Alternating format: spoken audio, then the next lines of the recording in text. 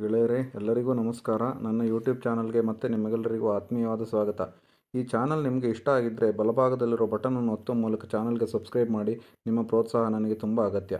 ನೋಡಿ, ಹಕ್ಕಿಗಳು ಅಂದರೆ ನಮ್ಮ ಜೀವನದಲ್ಲಿ ಹಾಸುಹೊಕ್ಕಾಗಿರುವ ಜೀವಿಗಳು ಅಂತಲೇ ಹೇಳ್ಬೋದು. ಪ್ರತಿದಿನ ಬೆಳಿಗ್ಗೆ ನಮ್ಮ ಮನೆ ಮುಂದೆ ಗುಬ್ಬಚ್ಚಿಗಳು ಬರ್ತಾವೆ ಕಾಳು ತಿನ್ನೋಕ್ಕೆ, ಅಥವಾ ಕಾಯಿಗಳನ್ನಂತೂ ಎಲ್ಲರೂ ನೋಡಿರ್ತಾರೆ. ಪ್ರತಿನಿತ್ಯ ಒಂದಲ್ಲ ಒಂದು ಜಾತಿಯ ಹಕ್ಕಿಗಳನ್ನು ನಾವು ನೋಡಿರ್ತೀವಿ. ಹಕ್ಕಿಗಳನ್ನು ನೋಡದೇ ಇರುವ ಮನುಷ್ಯನೇ ಇಲ್ಲ ಅಂತ ಹೇಳಿದ್ರೆ ತಪ್ಪಾಗಲಾರದು. ಜೊತೆಗೆ ಅವುಗಳನ್ನು ಇಷ್ಟಪಡದೇ ಇರೋರು ಕೂಡ ಭಾಳ ಕಡಿಮೆ. ಹಕ್ಕಿಗಳ ಹಾಡಾಗಲಿ ಅಥವಾ ಅವುಗಳ ಬಣ್ಣಗಳಾಗಲಿ, ಬೆಡಗು, ಸೌಂದರ್ಯ ಇವನ್ನೆಲ್ಲ ನೋಡ್ತಾ ಇದ್ದರೆ ಯಾವುದೋ ಒಂದು ಲೋಕಕ್ಕೆ ಹೋದಾಗೆ ಅನಿಸುತ್ತೆ ನಮಗೆ. ನವಿಲಿನ ನೃತ್ಯ ಅಂತೂ ಭಾಳ ಪ್ರಸಿದ್ಧವಾಗಿದ್ದು, ನಮ್ಮ ದೇಶದ ರಾಷ್ಟ್ರ ಪಕ್ಷಿ ಅಂತಲೇ ಅದನ್ನು ಕರೆದು ಗೌರವ ಕೊಟ್ಟುಬಿಟ್ಟಿದ್ದೀವಿ ಅಲ್ವಾ. ನವಿಲು ಕುಣಿತಾ ಇರೋದನ್ನು ನೋಡಿದ್ರೆ, ಅದು ಗರಿಬಿಚ್ಚಿರೋದನ್ನು ನೋಡಿದ್ರೆ ಇಷ್ಟಪಡದೇ ಇರೋರು ಬಹುಶಃ ಯಾರೂ ಇಲ್ಲ ಅಂತ ಹೇಳಿದ್ರೆ ತಪ್ಪಾಗಲ್ಲ.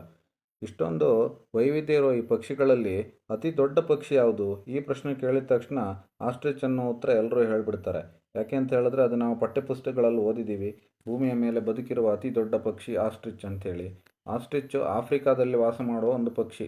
ಒಂದು ಪೂರ್ಣ ಬೆಳೆದ ಗಂಡು ಆಸ್ಟ್ರಿಚ್ ಸುಮಾರು 6 ಅಡಿಗಿಂತ ಹೆಚ್ಚು ಎತ್ತರ ಇರುತ್ತೆ ಹಾಗೂ 150 kg ತೂಕ ಇರುತ್ತೆ ಅಂಥೇಳಿ ನಾವು ಓದಿದ್ದೀವಿ. 150 kg ತೂಕ ಇರುವ ಈ ಆಸ್ಟ್ರಿಚ್ ಇವತ್ತು ನಮ್ಮ ಭೂಮಿ ಮೇಲೆ ಬದುಕಿರುವ ಅತಿ ದೊಡ್ಡ ಪಕ್ಷಿ. ಜೊತೆಗೆ ಇವತ್ತು ಬದುಕಿರೋ ಪಕ್ಷಿಗಳಲ್ಲೆಲ್ಲ 100 kgಗಿಂತ ಜಾಸ್ತಿ ತೂಕ ಇರೋ ಪಕ್ಷಿ ಅಂದರೆ ಆಸ್ಟ್ರಿಚ್ ಒಂದೇ. ಅದನ್ನು ಬಿಟ್ಟರೆ ಇನ್ನು ಎಮು, ರಿಯಾ, ಕ್ಯಾಸೋವರಿ ಅಂತ ಕೆಲವು ಪಕ್ಷಿಗಳಿದ್ದಾವೆ. ಎಮು ಮತ್ತು ಕ್ಯಾಸೋವರಿಗಳು ಆಸ್ಟ್ರೇಲಿಯಾದಲ್ಲಿ ವಾಸ ಮಾಡೋ ಪಕ್ಷಿಗಳು. ಅವುಗಳ ತೂಕ ಒಂದು 50ರಿಂದ 60 kg ಇರುತ್ತೆ.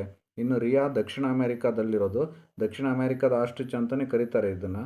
ನೋಡಲಿಕ್ಕೆ ಆಸ್ಟ್ರಿಚ್ಗಳನ್ನು ಸ್ವಲ್ಪ ಮಟ್ಟಿಗೆ ಹೋಲುತ್ತೆ, ಆದರೆ ಇದು ತುಂಬ ಚಿಕ್ಕದು. ಆಸ್ಟ್ರಿಚ್ಗೆ ಹೋಲಿಸಿದರೆ ತುಂಬ ಚಿಕ್ಕದು, 25ರಿಂದ 30 kg ಇರುತ್ತೆ. ಆದರೆ ಆಸ್ಟ್ರಿಚ್ ಬಿಟ್ಟರೆ ಇನ್ಯಾವ ಪಕ್ಷಿ ಕೂಡ 100 kgಗಿಂತ ಜಾಸ್ತಿ ತೂಗುವಂಥದ್ದು ನಮ್ಮ ಭೂಮಿ ಮೇಲೆ ಇವತ್ತಿಗೆ ಇಲ್ಲ. ಹಾಗಾದರೆ ಆಸ್ಟ್ರಿಚ್ಗಳೇ ಈ ಭೂಮಿ ಮೇಲೆ ಯಾವುದೇ ಕಾಲಕ್ಕೆ ಬದುಕಿದ್ದು ಅತಿ ದೊಡ್ಡ ಪಕ್ಷಿಗಳ ಅಂತ ನೋಡಿದ್ರೆ ಖಂಡಿತವಾಗ್ಲೂ ಅಲ್ಲ. ಈ ಆಸ್ಟ್ರಿಚ್ಗಳು ಕೂಡ ಆಟದ ಬೊಂಬೆಗಳು ಅಂತ ಅನಿಸೋಷ್ಟು ದೊಡ್ಡ ಹಕ್ಕಿಗಳು ಹಿಂದೆ ಒಂದು ಕಾಲದಲ್ಲಿ ಬದುಕಿದ್ದು. ಡಯಟ್ರೀಮಾ ಅಂತ ಒಂದು ಹಕ್ಕಿ ಇತ್ತು. ಅದು ಸುಮಾರು ಲಕ್ಷಾಂತರ ವರ್ಷಗಳ ಹಿಂದೆ ಬದುಕಿದ್ದಂಥ ಪಕ್ಷಿ. ಅದು ಮಾಂಸಾಹಾರಿ ಪಕ್ಷಿ. ನೋಡಿ, ಇಲ್ಲೊಂದು ಡಯಟ್ರೀಮಾ ಪಕ್ಷಿ ಇದೆ. ಇದು ಒಂದು ಕುದುರೆಯನ್ನೇ ತನ್ನ ಕೊಕ್ಕಿನಲ್ಲಿ ಕಚ್ಚಿಡ್ಕೊಂಡಿದೆ. ಅಂದರೆ ಅಷ್ಟು ದೊಡ್ಡ ಪ್ರಾಣಿಗಳನ್ನು ಕೂಡ ತಿಂತಾ ಇದ್ದಂಥ ಪಕ್ಷಿ ಅದು. ಅದು ಮಾಂಸಾಹಾರಿ ಪಕ್ಷಿ. ಡಯಟ್ರೀಮಾ ಮಾತ್ರ ಅಲ್ಲ, ಅದೇ ರೀತಿ ಟೆರರ್ ಬರ್ಡ್ ಅನ್ನುವ ಇನ್ನೊಂದು ಗುಂಪಿಗೆ ಸೇರಿದ ಪಕ್ಷಿಗಳು ಇದ್ದು. ನೋಡಿ, ಟೆರರ್ ಬರ್ಡ್ ನೋಡಲಿಕ್ಕೆ ಎಷ್ಟು ಭಯಾನಕವಾಗಿದೆ ಅಂತೇಳಿ. ಅದಕ್ಕೆ ಇದರ ಹೆಸರು ಟೆರರ್ ಅಂದರೆ ಇಂಗ್ಲೀಷ್ನಲ್ಲಿ ಭಯ, ಭೀತಿ ಅನ್ನೋ ಅರ್ಥ ಕೊಡುತ್ತಲ್ವ. ಅದಕ್ಕೆ ಈ ಪಕ್ಷಿ ಕುಟುಂಬದ ಎಲ್ಲ ಸದಸ್ಯರಿಗೂ ಟೆರರ್ ಬರ್ಡ್ ಅಂತಲೇ ಹೆಸರಿಟ್ಬಿಟ್ಟಿದ್ರು. ಉತ್ತರ ಅಮೆರಿಕಾದಲ್ಲಿ ಈ ಪಕ್ಷಿ ಹುಲ್ಗಾವಲಿನಲ್ಲಿ ವಾಸ ಮಾಡ್ತಿತ್ತಂತೆ. ಅಲ್ಲಿ ಹುಲ್ಲು ತಿನ್ನೋ ಪ್ರಾಣಿಗಳು ಇರ್ತಿದ್ವಲ್ಲ, ಅವುಗಳಿಗೆಲ್ಲ ಈ ಹಕ್ಕಿ ಅಂದರೆ ದುಸ್ವಪ್ನ ಆಗಿತ್ತಂತೆ. ಇದಕ್ಕೆ ಟೆರರ್ ಬರ್ಡ್ ಅಂತಲೇ ಕರಿತಾ ಇದ್ರು. ಹೆಸರೇ ಹೇಗಿದೆ ನೋಡಿ. ಇವೆಲ್ಲ ಬಿಡಿ, ಇವೆಲ್ಲ ಎಷ್ಟೋ ಲಕ್ಷಾಂತರ ವರ್ಷಗಳ ಹಿಂದೆ ಬದುಕಿದಂಥ ಪಕ್ಷಿಗಳು. ಮನುಷ್ಯ ಅಂದರೆ ಆಧುನಿಕ ಮಾನವ ಅಂತೂ ಈ ಪಕ್ಷಿಗಳನ್ನು ನೋಡೇ ಇಲ್ಲ. ಅವುಗಳ ಜೊತೆ ಯಾವುದೇ ರೀತಿಯ ಸಂಬಂಧನೂ ಇಟ್ಕೊಂಡಿರಲಿಲ್ಲ. ಅವು ಪರಿಸರದ ಬದಲಾವಣೆಗಳು ಯಾವುದೋ ಕಾರಣದಿಂದಾಗಿ ನಾಶ ಆಗಿ ಹೋದವು. ಆ ಕತೆ ಬಿಡಿ. ಆದರೆ ತೀರಾ ಇತ್ತೀಚೆಗಿನವರೆಗೂ ಕೂಡ ಇಂಥ ದೈತ್ಯ ಪಕ್ಷಿಗಳು ಬದುಕಿದ್ವು ಅನ್ನೋದು ನಿಮಗೆ ನಿಜಕ್ಕೂ ನಂಬಲಿಕ್ಕೆ ಅಸಾಧ್ಯ ಅಂತ ಅನ್ನಿಸ್ಬೋದು. ಆದರೆ ಇದು ನಿಜ. ತೀರಾ ಇತ್ತೀಚೆಗೆ ಅಂದರೆ ಒಂದು 500ರಿಂದ 1000 ವರ್ಷಗಳ ಇತ್ತೀಚೆಗೆ. 500ರಿಂದ 1000 ವರ್ಷ ಅಂತ ಹೇಳಿದ್ರೆ ನಮ್ಮ ಜೀವಮಾನಕ್ಕೆ ಹೋಲಿಸಿದರೆ 500-1000 ವರ್ಷಗಳು ತುಂಬ ದೊಡ್ಡದೇ. ಯಾಕಂದರೆ ಒಬ್ಬ ಮನುಷ್ಯ ಗರಿಷ್ಠ 100 ವರ್ಷ ಅಥವಾ ಹೆಚ್ಚಂದ್ರೆ 120 ವರ್ಷ ಬದುಕ್ಬೋದು. ಆದ್ದರಿಂದ 500-1000 ವರ್ಷ ಅಂತ ಹೇಳಿದ್ರೆ ಒಬ್ಬ ಮನುಷ್ಯನ ಜೀವಿತಾವಧಿಗಿಂತ ತುಂಬ ದೊಡ್ಡದೇ ಅದು. ಆದರೆ ಮನುಷ್ಯನ ಸಂಪೂರ್ಣ ಇತಿಹಾಸ ತಗೊಂಡ್ರೆ, ಅದರಲ್ಲೂ ಆಧುನಿಕ ಮಾನವನ ಇತಿಹಾಸ ಎಲ್ಲ ತಗೊಂಡ್ರೆ, ಈ 5000 ವರ್ಷ ಮತ್ತು 500 ಮತ್ತು 1000 ವರ್ಷ ಎಲ್ಲ ಇದೆಯಲ್ಲ, ಇದು ತೀರಾ ಇತ್ತೀಚೆಗಿಂದು ಅಂತ ಹೇಳಿದ್ರೆ ತಪ್ಪಾಗೋದಿಲ್ಲ. ಯಾಕೆ ಗೊತ್ತಾ? ನೋಡಿ, ಮನುಷ್ಯ ತೀರಾ ಆಧುನಿಕ ಮಾನವ ಅಂತ ಹೇಳಿ ಕರೆಸ್ಕೊಳ್ಳಿಕ್ಕೆ ಶುರು ಮಾಡಿ ಕೆಲವು 10,000 ವರ್ಷಗಳು ಮಾತ್ರ ಆಗಿವೆ. ಈ 10,000 ವರ್ಷಗಳಾಗಿದೆ ಅಂತಂದರೆ ಅದರಲ್ಲಿ ಒಂದು 1000ದಿಂದ 500 ವರ್ಷಗಳ ಈಚೆಗೆ ಈ ದೊಡ್ಡ ಪಕ್ಷಿಗಳು ಬದುಕಿದ್ದು. ನ್ಯೂಜಿಲೆಂಡ್ ದೇಶದಲ್ಲಿ ಮೋವಾ ಅನ್ನೋ ಪಕ್ಷಿ ಬದುಕಿತ್ತು. ನೋಡಿ, ಈ ಮೋವಾ ಅನ್ನೋ ಪಕ್ಷಿ ಇದೆಯಲ್ಲ, ಈ ಪ್ರಭೇದಕ್ಕೆ ಸೇರಿದ ಸುಮಾರು ಪಕ್ಷಿಗಳಿದ್ವಂತೆ. ಈ ಕುಟುಂಬದಲ್ಲಿ ಒಂದು 5-6 ಜಾತಿಯ ಪ್ರಭೇದಗಳಿದ್ವು. ಅದರಲ್ಲಿ ಬುಷ್ ಮೋವಾ ಅಂತ ಒಂದು ಪಕ್ಷಿ ಕರಿತಾ ಇದ್ರು. ಆ ಪಕ್ಷಿ ತುಂಬ ಚಿಕ್ಕದಂತೆ. ಅದು ಬಿಟ್ಟರೆ ಉಳಿದೆಲ್ಲ ಪಕ್ಷಿಗಳು ಭೂಮಿಯ ಮೇಲೆ ಬದುಕಿದ್ದ ಅತಿ ದೊಡ್ಡ ಪಕ್ಷಿಗಳ ಸಾಲಿಗೆ ಸೇರ್ತವೆ. ಇವುಗಳ ಎತ್ತರ ನೋಡಿ, ಹೆಚ್ಚು ಕಡಿಮೆ 12 ಅಡಿ ಎತ್ತರ ಇದ್ವಂತೆ. ತೂಕ 230 kg ಇತ್ತಂತೆ. 230ರಿಂದ 250 kg ಅಂತೇಳಿ ಒಂದು ಅಂದಾಜು ಮಾಡ್ತಾರೆ. ಯಾಕಂದರೆ ಅವುಗಳ ಪಳೆಯುಳಿಕೆಗಳು ಈಗ ಬರೇ ಮೂಳೆಗಳು, ಅಸ್ಥಿಪಂಜರದ ರೂಪದಲ್ಲಿ ಸಿಗೋದ್ರಿಂದ ಇಷ್ಟೇ ತೂಕ ಇತ್ತು ಅಂತ ಖಡಕ್ಕಾಗಿ ಹೇಳೋದು ಕಷ್ಟ. ಆದರೂ ಬೇರೆ ಬೇರೆ ವೈಜ್ಞಾನಿಕ ವಿಧಾನಗಳಿಂದ ಅವುಗಳ ತೂಕವನ್ನು ಒಂದು ಅಂದಾಜು ಮಾಡ್ಬೋದು. ಸ್ಥೂಲವಾಗಿ ಒಂದು ಅಂದಾಜು ಮಾಡಿದ್ರೆ ಇಷ್ಟರಿಂದ ಇಷ್ಟು ಇತ್ತು ಅಂತೇಳಿ ಒಂದು ಅಂದಾಜು ಗಣನೆ ಸಿಗುತ್ತೆ. ಅದರ ಪ್ರಕಾರ ಒಂದು 230 kg 250 kg ಅಂತ ಹೇಳ್ತಾರೆ. 230 250 ಅನ್ನೋ ಒಂದು ಅಂದಾಜಿದ್ರೆ 200 ಕೆ ಜಿ ಅಂತೂ ಖಂಡಿತ ಇದ್ದೇ ಇರುತ್ತೆ ಬಿಡಿ. ಆ ಹಕ್ಕಿ ಅಷ್ಟೇ ಅಲ್ಲ, ಅದರದ್ದು ದೊಡ್ಡ ಮೊಟ್ಟೆಗಳು ಕೂಡ ಈಗ ಸಿಗ್ತಾ ಇದ್ದಾವಂತೆ. ಆ ಮೊಟ್ಟೆಗಳೀಗ ಬಿಡಿ ಅದನ್ನು ಮರಿ ಮಾಡೋಕ್ಕೆ ಸಾಧ್ಯ ಇಲ್ಲ, ಯಾಕಂದರೆ ಅವು 400-500 ವರ್ಷಗಳ ಹಿಂದೆ ಇಟ್ಟಿರೋಂಥ ಮೊಟ್ಟೆಗಳು. ಅವು ಈಗ ಮರಿ ಮಾಡೋಕ್ಕೆ ಸಾಧ್ಯ ಇಲ್ಲ, ಅದರೊಳಗಿರೋ ಭ್ರೂಣ ಆಗಲೇ ಸತ್ತೋಗಿರುತ್ತೆ. ಆದರೆ ಅವು ಈಗಲೂ ಸಿಗ್ತಾ ಇದ್ದಾವೆ ಅಂತ ಹೇಳಿದ್ರೆ ಆ ಹಕ್ಕಿ ತುಂಬ ಪ್ರಾಚೀನ ಕಾಲದ್ದಂತೂ ಅಲ್ಲ ಅನ್ನೋದಂತೂ ಖಚಿತ ಆಯಿತು ಅಲ್ವಾ. ಇನ್ನು ಮಡಗಾಸ್ಕರ್ ದ್ವೀಪ ಅಂತ ಒಂದಿದೆ ನೋಡಿ. ಆಫ್ರಿಕಾ ಖಂಡದ ದಕ್ಷಿಣ ತುದಿಲಿ ಮಡಗಾಸ್ಕರ್ ದ್ವೀಪ ಇದೆಯಲ್ಲ, ಇದು ಆಫ್ರಿಕಾದ ಮುಖ್ಯ ಭೂಮಿಯಿಂದ ಸಮುದ್ರದಿಂದ ಬೇರ್ಪಟ್ಟಿದೆ. ಈ ಮಡಗಾಸ್ಕರ್ ದ್ವೀಪದಲ್ಲಿ ಮೊದಲು ಮನುಷ್ಯರು ವಾಸ ಮಾಡ್ತಾ ಇರಲಿಲ್ಲಂತೆ. ಆದ್ದರಿಂದ ಅಲ್ಲಿ ಅದೇ ದ್ವೀಪಕ್ಕೆ ವಿಶಿಷ್ಟವಾದ ಕೆಲವು ಜೀವಿ ಸಂಕುಲಗಳು ಇದ್ದು, ಆ ಜೀವಿ ಸಂಕುಲಗಳಲ್ಲಿ ಸುಮಾರು ಜೀವಿ ಸಂಕುಲಗಳು ಈಗಲೂ ಇದ್ದಾವೆ.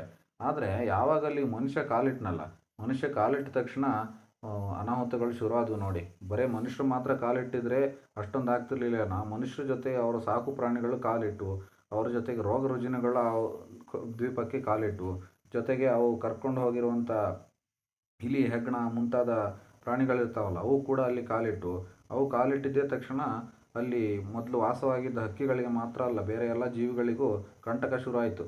ಈ ಎಲಿಫೆಂಟ್ ಬರ್ಡ್ ಅನ್ನೋ ಒಂದು ಹಕ್ಕಿ ಇಲ್ಲಿ ವಾಸವಾಗಿತ್ತು. ಈ ಎಲಿಫೆಂಟ್ ಬರ್ಡ್ ಕುಟುಂಬದಲ್ಲಿ ಒರೊಂಬೆ ಟೈಟಾನ್ ಅಂತ ಒಂದು ಹಕ್ಕಿ ಇತ್ತಂತೆ.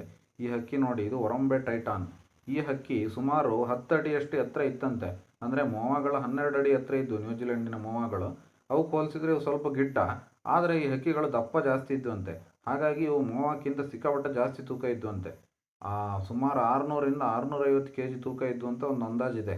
650 ಕೆ ಜಿ ತೂಕದ ಈ ಹಕ್ಕಿ ಭೂಮಿಯ ಮೇಲೆ ಯಾವುದೇ ಕಾಲದಲ್ಲಿ ಬದುಕಿದ್ದಂಥ ಅತಿ ದೊಡ್ಡ ಹಕ್ಕಿ. ಅತಿ ದೊಡ್ಡ ಅಂದರೆ ತೂಕದ ವಿಷಯದಲ್ಲಿ ಅತಿ ಭಾರವಾದ ಹಕ್ಕಿ ಇದು ಅಂತೇಳಿ ಹೇಳ್ತಾರೆ. 650 ಕಿಲೋ ಅಂದರೆ ಏನು ಸಾಮಾನ್ಯನಾ? ಇವತ್ತು ಆಸ್ಟ್ರಿಚ್ 150 ಕಿಲೋ ತೂಕ ಇರುತ್ತೆ ಅಂತ ನಾನು ಹೇಳಿದೆ.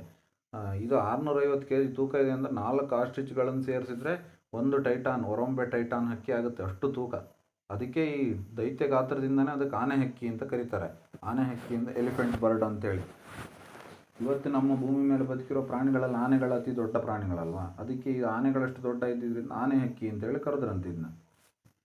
ಈ ಹಕ್ಕಿಗಳದ್ದು ಕೂಡ ಮೊಟ್ಟೆಗಳು ಈಗಲೂ ಸಿಗ್ತಾ ಇದ್ದಾವಂತೆ. ಕೆಲವು ಮೊಟ್ಟೆಗಳು ಅದರಲ್ಲಿ ಭ್ರೂಣ ಇರೋದು ಕೂಡ ಕಂಡು ಬಂದಿದೆ. ಆದರೆ ಆ ಭ್ರೂಣ ಸತ್ತೋಗಿರೋದ್ರಿಂದ ಅದನ್ನು ಏನು ಡೆವಲಪ್ ಮಾಡೋಕ್ಕೆ ಸಾಧ್ಯ ಇಲ್ಲ. ಆದರೆ ಈ ಮೊಟ್ಟೆಗಳ ಗಾತ್ರ ನೋಡಿದರೆ ಬೆಚ್ಚಿ ಬೀಳಬೇಕು. 1 ಅಡಿಗಿಂತ ಜಾಸ್ತಿ ಉದ್ದ ಅಂತೆ ಆ ಮೊಟ್ಟೆಗಳು. ಈ ಆಸ್ಟ್ರಿಚ್ನ ಮೊಟ್ಟೆ ಇದೆಯಲ್ಲ, ಆಸ್ಟ್ರಿಚ್ ಮೊಟ್ಟೆಗಿಂತನೂ ದೊಡ್ಡ. ಕೆಲವು ಮೊಟ್ಟೆಗಳಂತೂ 10 ಕೆ ಜಿ ತೂಕ ಇದ್ದಾವಂತೆ. ಗರಿಷ್ಠ ತೂಕ ಅಂತ ಹೇಳಿದ್ರೆ ಒಂದು ಮೊಟ್ಟೆ 10.5 ಕೆ ಜಿ ತೂಕದ್ದು ಸಿಕ್ಕಿದೆಯಂತೆ. ಅದು ಇದುವರೆಗೆ ಭೂಮಿ ಮೇಲೆ ಯಾವುದೇ ಪ್ರಾಣಿಯ ಮೊಟ್ಟೆ ಸಿಕ್ಕಿರೋದರಲ್ಲಿ ಅತಿ ದೊಡ್ಡ ಮೊಟ್ಟೆ. ಹಕ್ಕಿಗಳ ಮೊಟ್ಟೆಗಳ ಪೈಕಿ ಅತಿ ದೊಡ್ಡ ಮೊಟ್ಟೆ ಇದೆ. ಇದು ಆಸ್ಟ್ರಿಚ್ನ ಮೊಟ್ಟೆಗಿಂತನೂ ಸುಮಾರು 3-4 ಪಟ್ಟು ದೊಡ್ಡ ಇರುತ್ತೆ. ಆಸ್ಟ್ರಿಚ್ನ ಮೊಟ್ಟೆ, ಇಲ್ಲಿ ಒಂದು ಕೋಳಿಯ ಮೊಟ್ಟೆ, ಒಂದು ಜೇಂಕಾರದ ಹಕ್ಕಿ ಅಂದರೆ ಹಮ್ಮಿಂಗ್ ಬರ್ಡ್, ಭೂಮಿ ಮೇಲೆ ಇವತ್ತು ಬದುಕಿರುವ ಅತಿ ಸಣ್ಣ ಪಕ್ಷಿ ಅಂತ ಹೇಳ್ತಾರಲ್ಲ, ಅದರ ಮೊಟ್ಟೆ ಜೊತೆ ಈ ಒರೊಂಬೆ ಟೈಟಾನ್ನ ಮೊಟ್ಟೆನ ಹೋಲಿಕೆ ಮಾಡಿ ಇಟ್ಟಿದ್ದಾರೆ ನೋಡಿ. ಅತ್ಯಂತ ಬಲಭಾಗದಲ್ಲಿ ಒಂದು ಸಣ್ಣದಿದೆಯಲ್ಲ, ಅದು ಹಮ್ಮಿಂಗ್ ಬರ್ಡ್ನ ಮೊಟ್ಟೆ, ಅದರ ಪಕ್ಕದಲ್ಲಿರೋದು ಕೋಳಿ ಮೊಟ್ಟೆ, ಅದರ ಪಕ್ಕ ಇರೋದು ಆಸ್ಟ್ರಿಚ್ ಮೊಟ್ಟೆ, ಅದರ ಪಕ್ಕದಲ್ಲಿರೋದು ಈ ಒರೊಂಬೆ ಟೈಟಾನ್ ಹಕ್ಕಿಯ ಮೊಟ್ಟೆ. ಆಯಿತಾ? ಇದು ನೋಡಿ, ಈ ಆಸ್ಟ್ರಿಚ್ನ ಮೊಟ್ಟೆ ಇದೆಯಲ್ಲ, ಈ ಮೊಟ್ಟೆ ಕೋಳಿ ಮೊಟ್ಟೆಗಿಂತ ಸುಮಾರು 25 ಪಟ್ಟು ದೊಡ್ಡ ಇರುತ್ತೆ. ಇನ್ನು ಜೇಂಕಾರದ ಹಕ್ಕಿಯ ಮೊಟ್ಟೆ ಅಂತೂ ಬಿಡಿ, ಅದಕ್ಕಿಂತ ಆಸ್ಟ್ರಿಚ್ನ ಮೊಟ್ಟೆ 625 ಪಟ್ಟು ತೂಕ ಇರುತ್ತೆ. ಈ ಒರೊಂಬೆ ಟೈಟಾನು ಅದಕ್ಕಿಂತನೂ ದೊಡ್ಡ ಮೊಟ್ಟೆ. ಅದು ನೀವು ಸುಮ್ಮನೆ 1.5 ಅಡಿ ಉದ್ದದ ಒಂದು ಮೊಟ್ಟೆನ ಇಮ್ಯಾಜಿನ್ ಮಾಡ್ಕೋಬೇಕಷ್ಟೇ, ಬಿಟ್ಟರೆ ಅದನ್ನು ನಾವಂತೂ ಯಾರೂ ಕಂಡಿಲ್ಲ ಬಿಡಿ. ಇಂಥ ಮೊಟ್ಟೆಗಳನ್ನು ಈಗ ಮ್ಯೂಸಿಯಂಗಳಲ್ಲಿ ಇಟ್ಟಿದ್ದಾರೆ. ಮ್ಯೂಸಿಯಂಗಳಲ್ಲಿ ಇಟ್ಟರು ಅದನ್ನು ಪ್ರದರ್ಶನ ಮಾಡ್ತಿದ್ದಾರೆ ಅನ್ನೋದು ಬಿಟ್ಟರೆ ಅದರಿಂದ ಹಕ್ಕಿ ಮರಿನಂತೂ ಹೊರಗೆ ತರೋಕ್ಕೆ ಸಾಧ್ಯ ಇಲ್ಲ. ಇದು ಈ ಪಕ್ಷಿಗಳ ಕತೆ. ಆದರೆ ಒಂದು ದುರಂತ ಏನಂತ ಹೇಳಿದ್ರೆ, ಮಾನವ ಇಲ್ಲಿ ಕಾಲಿಟ್ಟಿದ್ದೇ ತಡ ಬೇಟೆ ಆಡಿ ಈ ಪಕ್ಷಿಗಳನ್ನು ವಿನಾಶದ ಅಂಚಿಗೆ ತಂದು ಬಿಟ್ಟರಂತೆ. ತೀರಾ ಇತ್ತೀಚೆಗೆ ಅಂತ ಹೇಳಿದ್ರೆ 1000 ವರ್ಷಗಳ ಹಿಂದೆ ಈ ಪಕ್ಷಿ ಸಂಪೂರ್ಣ ನಾಶ ಆಗಿದೆ ಅಂತೇಳಿ ಹೇಳ್ತಾರೆ. ಆದರೆ ಅದು ಖಚಿತವಾಗಿ ಇಂಥದ್ದೇ ವರ್ಷ ಅಂತ ಹೇಳೋಕ್ಕಾಗಲ್ಲ. ಈ ಹಕ್ಕಿಗಳ ಬಗ್ಗೆ ದಂತಕಥೆಗಳೆಲ್ಲ ಚಾಲ್ತಿಯಲ್ಲಿದ್ದಾವೆ. ಅವು ಏನೇ ದಂತಕಥೆಗಳಿದ್ದರೂ ಕೂಡ ಅವು ಸಂಪೂರ್ಣವಾಗಿ ನಾಶ ಹೊಂದಿದ್ದ ಡೇಟನ್ನು ಖಚಿತವಾಗಿ ಹೇಳಲಿಕ್ಕೆ ಸಾಧ್ಯ ಇಲ್ಲ. ಆದರೂ ಇದು ಮನುಷ್ಯರಿಂದನೇ ನಾಶ ಆಗಿರೋದು ಅಂತ ಹೇಳೋದು ನಮಗೆ ಸ್ವಲ್ಪ ಖೇದ ತರುವಂಥ ಸಂಗತಿ. ಈಗಲಾದರೂ ನಮ್ಮ ಭೂಮಿ ಮೇಲೆ ಇವತ್ತು ಬದುಕಿರೋ ಪಕ್ಷಿಗಳನ್ನಾದರೂ ನಾವು ಮುಂದಿನ ಪೀಳಿಗೆಗೆ ಉಳಿಸ್ಕೊಳ್ಳೋಣ ಅಂತ ನಾನು ಭಾವಿಸ್ತೇನೆ. ಏನು ಹೇಳ್ತೀರಾ? ಧನ್ಯವಾದಗಳು.